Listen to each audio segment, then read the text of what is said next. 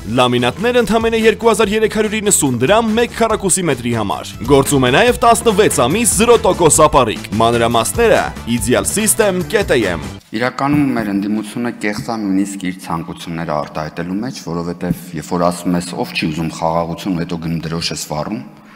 դա էլ ինձ հիշացնում է այն արտահայտությունը, որ ես դեմ եմ բռնությանը, որ բռնություն եմ տենում, ուզում եմ տեմ սենց տամ բերնին։ Հասկանում եք, այս մարդկանց բրենդը իրականում մի հատ X պահից դարձել է քինախնդրությունը, դրոշ վառելը ու չի կարա, չէ իրենց գոյությունը ընդհանրապես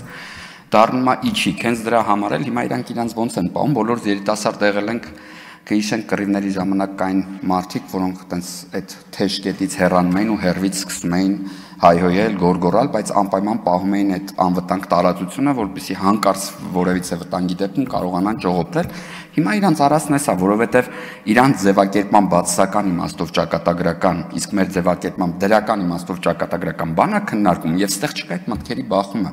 որովհետև իրանք արդեն ձևակերպել են, որ պետությունը իրանց հետ ինչ կապ ունի։ Դե եթե պետությունը իրանց հետ ինչ կապ ունի, իհարկե ճակատագրական պահերին էլ իրանք պետք է հերվից հայտարարություններով տենց